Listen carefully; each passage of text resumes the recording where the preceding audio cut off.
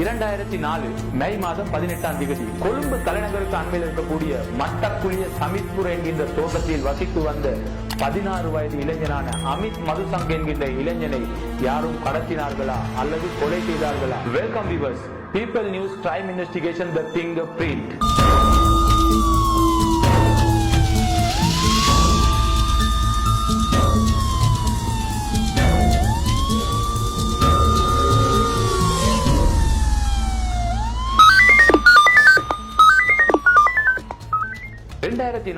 மே மாதம் 18ஆம் தேதி இந்த சமித்புர் என்கின்ற இந்த தோட்டத்தில் வசித்து வந்த 16 வயது இளைஞனான அமித் மதுசங்க தன்னுடைய தாய், தந்தை, 2 அக்காமார்கள், குழந்தை இவர்களோடு ரொம்பவும் அன்பாகவே வளர்ந்த ஒரு இளைஞன். பாடசாலை கல்விக்கு அவ்வளவு விருப்பம் தெரிவிக்காத இந்த இளைஞன் கூடுதலாக தன்னுடைய நண்பர்களுடன் புறா விற்பது, புறா வாங்குவது, மாலை நேரங்களில் மைதானத்துக்கு சென்று புறாவை பறக்க விட்டு மகிழ்ச்சியாக பார்ப்பது தான் இவருடைய பொழுதுபோக்காக இருந்தது. இந்த இளைஞன் பாடசாலை செல்லாட்டியும் கூட அவருடைய தாய் தந்தை அவர்கள் இவருக்கு அதீதமான அன்பு, பாசம், செல்வம் அனைத்தையும் கொடுத்து இந்த இளைஞனை வளர்த்தார்கள். அதுக்கு பிரதிபலனாக இந்த இளைஞனுக்கு ஒரு தங்க செயினை நண்படையாக இந்த தாய் தந்தைகள் அவர்களுக்கு கொடுக்கின்றார்கள். ஆனால் அந்த தங்க செயினால் வரப்போகின்ற விளைவுகள் என்ன என்பதை அவர்களுடைய தாய் தந்தை அறியாமலே இந்த செயினை இந்த இளைஞனுக்கு கொடுத்திருக்கலாம். எவ்வாறேனும் இந்த இளைஞன் தன்னுடைய அக்காவின் குழந்தைகளுடன் கூட மிகவும் நெருக்கமான அன்போடு பாசத்துடன் இருந்த இந்த இளைஞன் திடீரென 2004 மே மாதம் 18ஆம் தேதி மத்திய வேளையில் தன் அக்கா பிள்ளைகளுக்கு சாப்பாடு ஊட்டி அழகு பார்த்து அவர்களுடன் கொஞ்சி விளையாண்ட பிறகு மத்திய நேரத்தில் வீட்டை விட்டு செல்கின்ற இந்த இளைஞன் மாலை 6 மணி ஆகியும் வீட்டுக்கு வரவில்லை. ஆனாலும் இந்த தருணத்தில் அமித் மதுசங்கையின் தாய்க்கு ஒரு சந்தேகம் எழுப்புகின்றது. காரணம், எங்கே ஊர் சுத்தினாலும், எங்கே பொழுதுபோக்கில் ஈடுபட்டாலும் மத்திய உணவுக்கு தன்னுடைய மகன் நேரத்துக்கு வீட்டுக்கு வருவார். ஆனால் அன்றைய தினம் வரவில்லை. தன்னுடைய தாய் சந்தேகத்துடன் தோட்டம் முழுவதும் சென்று தேடி பார்க்கின்றாள். ஆனால் அமித்தை பற்றி எந்த விதமான தகவலும் கிடைக்கவில்லை. தான் தனியாக தேடுவது சாத்தியமில்லை என புரிந்து கொண்ட தன்னுடைய தாய் அமித் அவர்களுடைய தகப்பனையும் கூட்டி சென்று ஊர் முழுவதும் தேடி பார்க்கின்றார்கள். ஆனாலும் அமித்தை பற்றி எந்த விதமான தகவலும் கிடைக்கவில்லை. அந்த சமித்புர தோட்டத்தை நன்றாக அறிந்து தெரிந்த அனைவரையும் பழக்கமான அமித் மதுசங்கவின் மச்சானான சுரங்கையும் போய் தேடுகின்றார். ஆனால் எந்த விதமான தடையும் கிடைக்கவில்லை. இந்த தருணத்தில் தாய், தந்தை, உறவினர்கள் அனைவரும் போலீஸுக்கு சென்று முறைப்பாடு செய்கின்றார்கள். போலீஸோ அந்த இன்வெஸ்டிகேஷனை உடனடியாக ஆரம்பித்தாலும் அது கொஞ்சம் தாமதமாகவே இருந்தது. 2004 மே மாதம் 18ஆம் தேதி மாலை வேளையிலும் அந்த தோட்டப்புறத்தில் இருக்க அனைவரும் அமித்தை தேடும் பணியில் ஈடுபட்டார்கள். அந்த தருணத்தில் அமித்துடைய தாயின் தங்கை, அமித்துடைய மாமி அந்த தோட்டம் முழுவதும் போயிட்டு தேடிக்கொண்டிருந்த தருணத்தில் அவருடைய நெருக்கமாக பழகிய சில இளைஞர்களை சந்தித்து அமித் காணவில்லை என்பதை தெரிவிக்கின்றார். அந்த தருணத்தில் அந்த இளைஞர்களுடைய முகபாவனையோ உடல் செயல்களோ நன்றாக இல்லை என்பதை அறிந்து கொண்ட மாமி அவர்கள் ஏதோ ஒரு மது போதையில் அடிமையாக இருக்கின்றதை அந்த மாமி நன்றாகவே அறிந்து கொள்கின்றார். ஆனாலும் தன்னுடைய நண்பன் காணவில்லை என்பது எந்த விதமான ரியாக்ஷனும் கொடுக்காம இருக்கின்ற இந்த இளைஞர்கள் மீது அந்த மாமிக்கு ஒரு சிறிய அளவில் ஒரு சந்தேகம் இருந்தது. ஆனாலும் விடியும் வரை தேடுவோம் என்கின்ற அந்த நோக்கத்தில் ஊர் மக்களுடன் சேர்ந்து எல்லா இடமும் தேடுகின்றார்கள். ஆனால் எங்கேயும் கிடைக்கவில்லை. அமித்துடைய தந்தைக்கு ஒரு தகவல் வருகின்றது. சில நேரம் இவர் மட்டக்குழி பக்கத்தில் இருக்கின்ற ஹாமில்டன் ஆறில் விழுந்து இறந்திருக்கலாமோ, அதனால் அங்கேயும் போய் நம்ம தேடி பார்க்கலாம் என சொல்கின்றார்கள். சரியான தகவலோ பிழையோ, அவருடைய தகப்பன் தன் மகன் மீது இருந்த அதீதமான பாசத்தினால் அவர் சென்று எல்லா இடமும் தேடி தேடி பார்க்கின்றார்கள். நேரமும் தாமதித்துக் கொண்டிருக்கின்றது. 19ஆம் தேதி அதிகாலை ஆரம்பிக்கின்றது. இந்த தருணத்தில் போலீஸுக்கு செல்கின்றார்கள். ஆனால் அதில் எந்த பலனும் தெரியாத தாய் தந்தை அவர்கள் மீண்டும் அந்த தேடுதல் வேட்டை ஆரம்பிக்கிறார்கள். இந்த நேரத்தில் தான் அமித்துடைய மாமி காலை நேரத்தில் ஒரு கடைக்கு செல்கின்றார். அந்த தோட்டத்தில் அருகே இருக்கின்ற அந்த கடை உரிமையாளரான ஒரு பெண் இந்த மாமிக்கு சொல்றாங்க, நேற்றைய தினம் நான் கண்டன் 2 இளைஞர்மார்கள் என்னுடைய கடைக்கிட்ட வராங்க. அந்த இளைஞர்மார்கள் 1000 ரூபாய் நோட்டை கொடுத்து அதை மாற்றி செல்கின்றார்கள். ஆனால் எனக்கு கொஞ்சம் சந்தேகமாக இருந்தது. இவர்கள் 1000 ரூபாய் கொடுத்ததல்ல, இவர்கள் கையில் நிறையாக பணம் இருந்தது. அந்த பணம் இவர்கள் கைக்கு வாரது சாத்தியம் இல்லை. அதனால் இவர்கள் மீது எனக்கு சந்தேகமா இருக்கின்றது.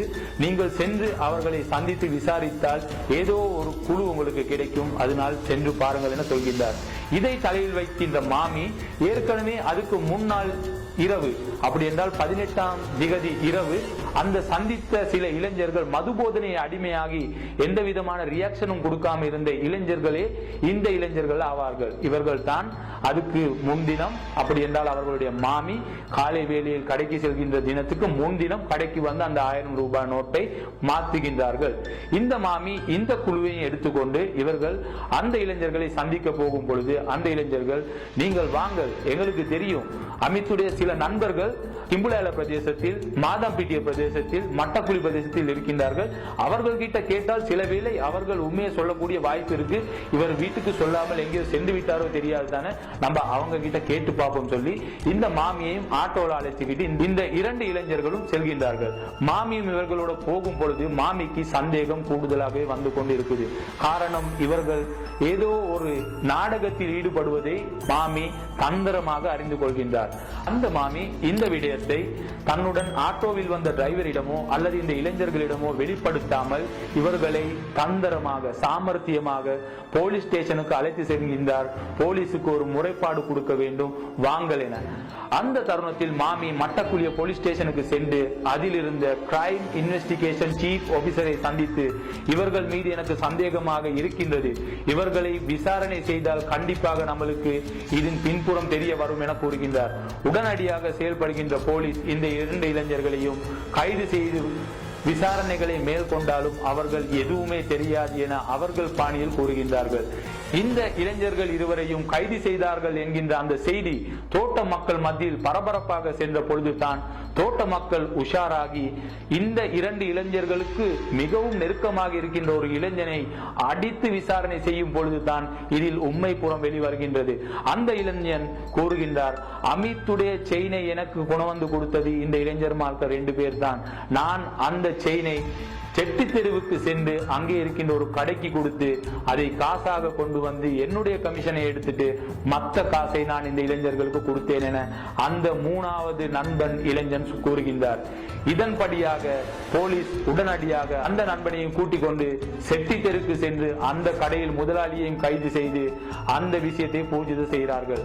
அதற்கு பிறகு போலீஸ் பாணியில் விசாரணைகளை மேற்கொள்ளும் பொழுதுதான் இந்த அமித்துடைய நெருக்கமாக இருந்த நண்பர்கள் இருவர் போலீசுக்கு உண்மையை கூறுகின்றார்கள்.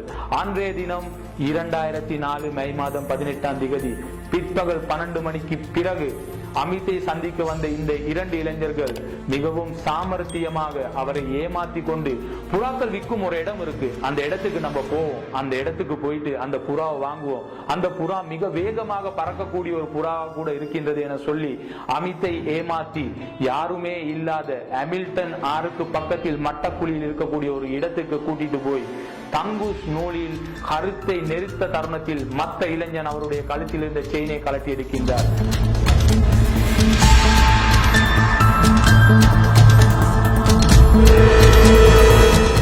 அதற்கு பிறகு அங்கே ஒரு சகதி குழிக்குள் அமித்தை புதைத்து அந்த இடத்தில் இருந்து செல்கின்றார்கள்.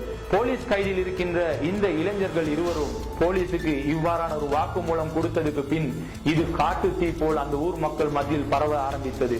இந்த செய்தியை அறிந்த ஊர் மக்கள் உடனடியாக அமித்தை புதைத்த அந்த இடத்தை தேடி அமித்துடைய உடலை எடுத்துக்கொண்டு வெளியில் வராங்க. வந்த பொழுது அப்ப தான் தெரியும் நைலோன் நூலால கழுத்தை நெரிச்சு கொண்டு அமித்தை புதைத்திருக்காங்க என்று. அமித் மீது மிகவும் அன்பில் ஆதரவில் இருந்த ஊர் மக்கள் அந்த தருணத்தில் கண் கலங்கி இருந்ததை அந்த ஊர் மக்கள் அனைவரும் காணக்கூடியதாக இருந்தது.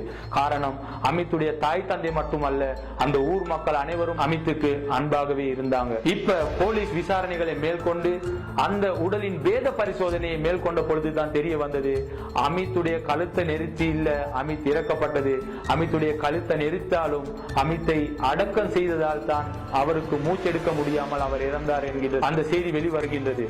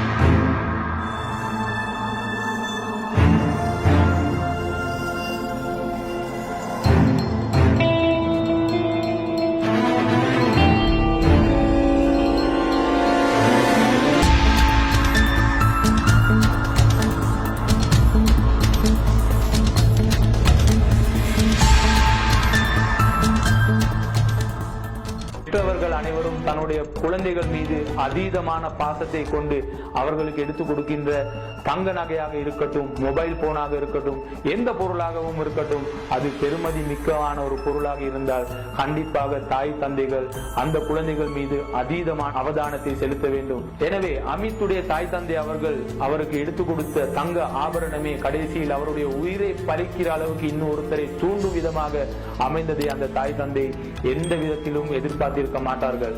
ஆனாலும் இந்த சமூகத்தில் மது போதைக்கு அடிமையான சில ராட்சசர்கள் இன்னும் வாழ்ந்து கொண்டுதான் இருக்கின்றார்கள்.